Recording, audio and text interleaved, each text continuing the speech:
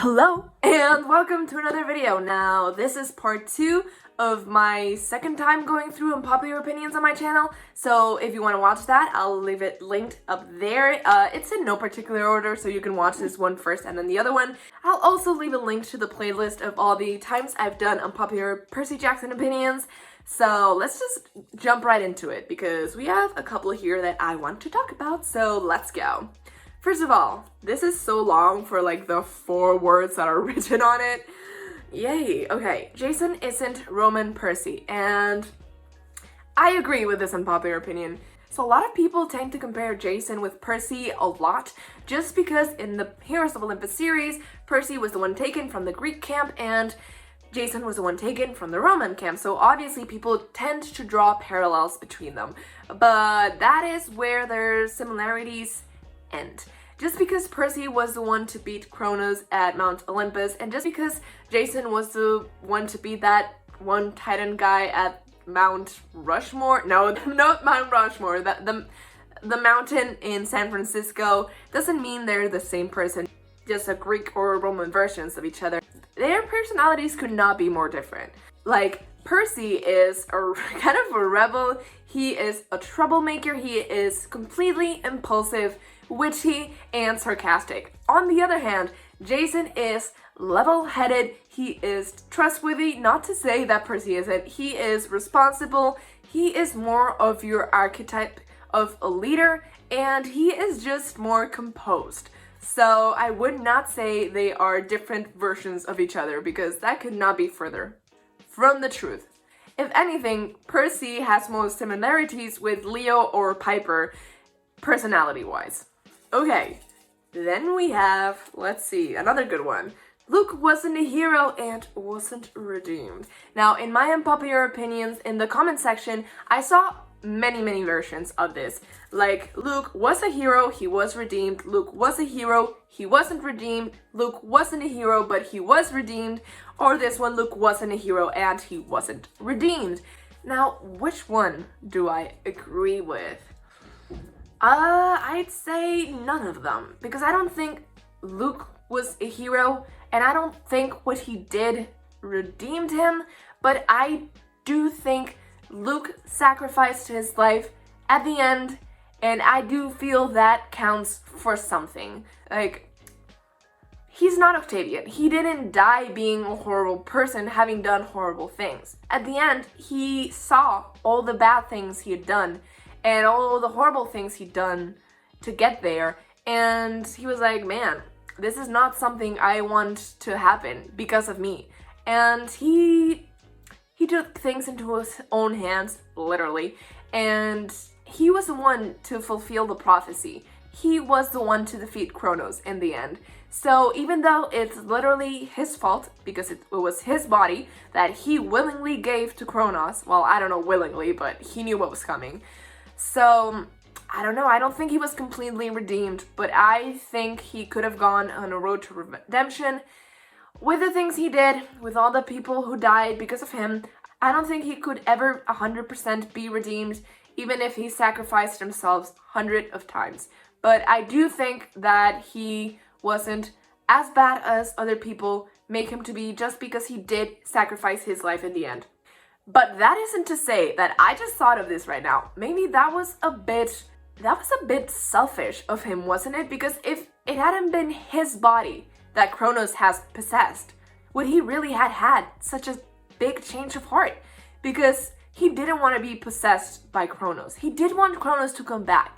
But when he was possessed, that was what made him change his mind. So if Kronos had possessed someone else, would he still had that much of a change of heart? Some food for thought there. Never thought about that. Maybe not. So, I don't know. I'll leave it up to you guys if he was a hero or if he was redeemed. Let me know down below. Okay, so I think we have a couple more, so let's go.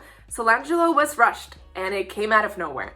And to this, I say, I kind of agree. I don't think it was rushed, but I do see how it could have come out of nowhere for some people. So it wasn't rushed per se because there were 6 months in between them meeting again in the Blood of Olympus and them starting to date. in the trials of Apollo, so time did go by. They didn't just meet and start dating. There were 6 months of development. We just didn't get to see it, and I think that's why people think it was rushed. And I honestly wish we'd gotten to see it, because Solangelo is my second favorite Rick Riordan ship, so I don't know. But what was the other part? I forgot. Oh, it came out of nowhere. I mean, if you read the ending of Blood of Olympus, I was so excited when I read that. I was like, is this gonna actually happen? I was so happy, because Nico really deserves a cute boyfriend, and Will is definitely that. He is such a cutie pie.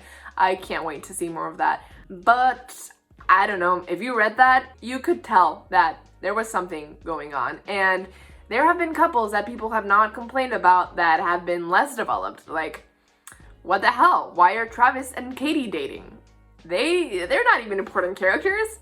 Like, Charles and Selena, they have 2 scenes together that we know of in the books, and people really ship them. They have known each other for longer, but so have Nico and Will, because Nico did stay, I feel like, for a whole summer that first time he stayed. So, like, they did know each other. They weren't strangers.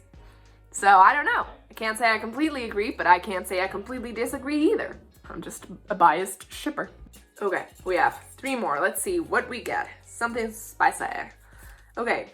Oh, this one definitely is spicy. Percy is a Gary Stu. For those of you who don't know, a Gary Stu is the male version of a Mary Sue, which means someone who basically doesn't have a distinct personality. They're just good at everything they do, and they have no flaws. They don't ever come across an obstacle that they can't defeat, basically.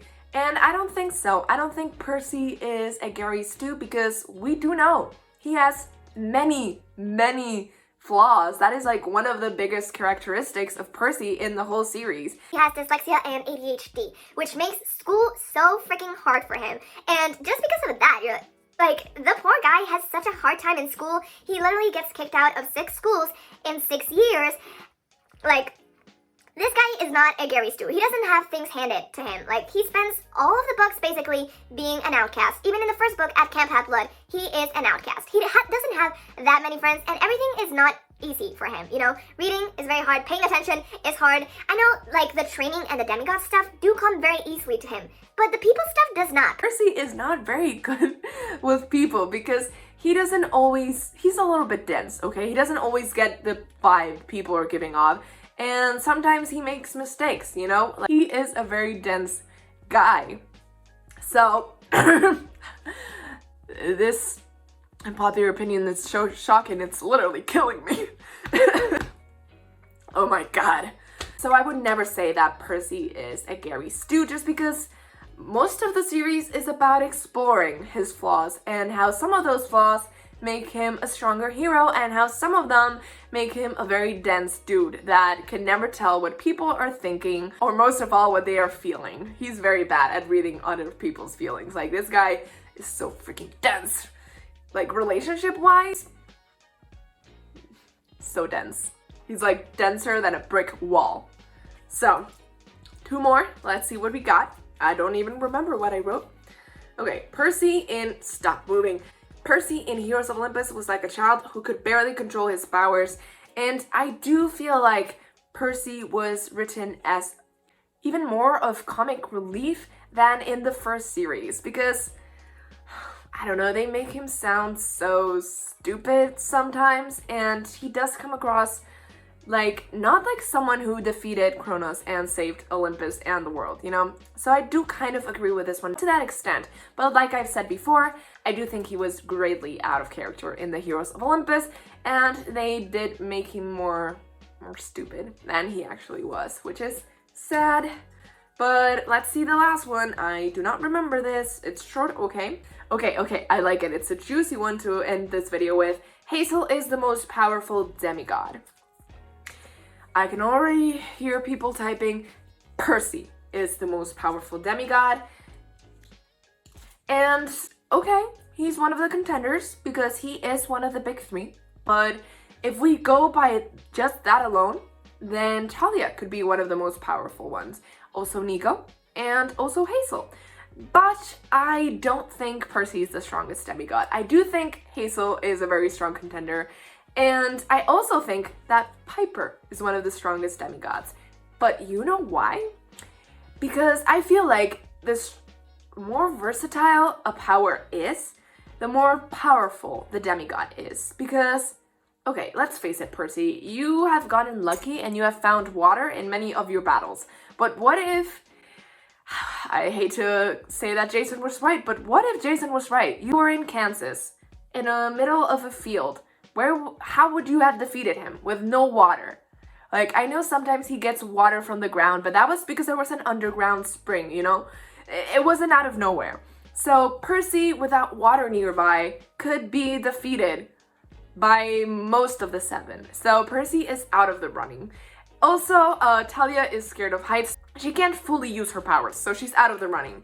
Nico, I don't know, I feel like even though he controls the dead more than Hazel, but I feel like Hazel's control of the earth and the jewels that are in the earth, you know, the, what do you call it, precious stones, is more versatile and more useful, especially if she can control cutlery, you know, because then she can use it anywhere. But also, if they were at sea or at the sky, in the sky, you know, like a flying battle, then Hazel would be useless, except that she can use the mist, so she can use that anywhere. Which leads us to Jason. I don't think he's that powerful. He can get knocked out in 5 seconds, so that leads us to Piper, who I feel like is very powerful because she can just control you with her words. The one very easy way to prevent this is to use earplugs, so that's why she isn't the most powerful demigod, and that's why I think Hazel is, because she can use her powers anywhere. Even if her feet aren't touching the ground, she can use the mist. So there you go. I feel like in most scenarios, Hazel would win if she were serious, because I feel like Hazel is a cinnamon roll. But like if they battled without caring about killing each other, I think Hazel would win just based on pure power alone. So there we go. That was that was you guys' last unpopular opinion, and please leave a like if you like this video. Let me know down in the comments which ones you agree or disagree with, and I'll see if I make another one, maybe just leave more unpopular opinions. Please subscribe if you haven't yet, and click that bell button so you get notifications every time I post a new video. I post twice a week on this channel, on Fridays and on Mondays and on Fridays, so I guess I'll see you guys next time. Bye!